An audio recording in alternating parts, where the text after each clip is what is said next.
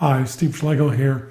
I wanted to talk about how an LLC is owned and operated. That is, whether the members are the managers of the LLC or whether the LLC has someone named as the manager.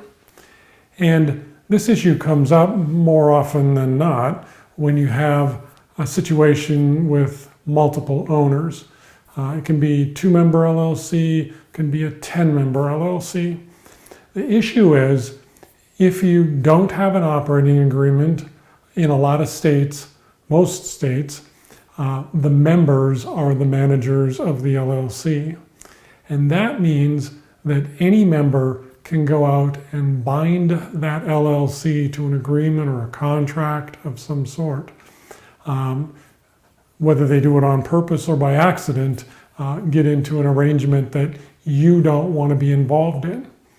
Well, it makes a lot of sense to control who has the ability to bind the LLC to agreements and contracts. Remember that an LLC is a limited liability company. You're trying to limit your liability.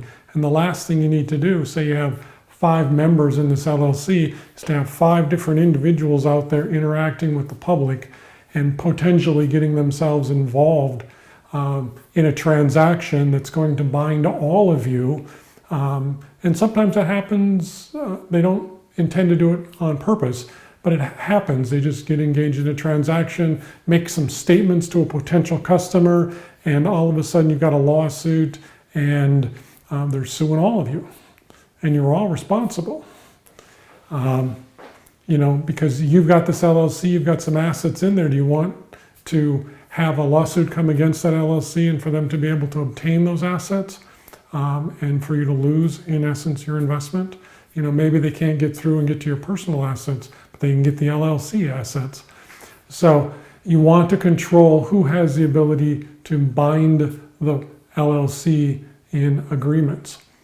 And the easiest way to do that, and the simplest way, is to make sure that, number one, you have an operating agreement, and number two, the operating agreement says that you're going to be manager managed, not member managed. In a manager managed LLC, you appoint 1 or more managers who have the responsibility for day-to-day activities and have the authority to bind the LLC in transactions and contracts and so forth. And you specifically state that the other members don't have the ability to do that. And once you've done that, you've gone and taken a big step towards protecting yourself from inadvertent claims that can be detrimental to your business. And so be sure that you do that. I had a client one time that I spoke to about that. They had an LLC, they had an operating agreement, and it was a member-managed LLC, and they had a number of members. And when it was pointed out to them that this risk existed, first thing they did was they had that operating agreement amended to appoint a manager and have only one person with the authority to enter into contracts, thereby eliminating a whole level of risk. So if you've got an LLC, a limited liability company, let's make sure that we limit liability to the maximum extent that we can. Just a word to the wise. Thanks.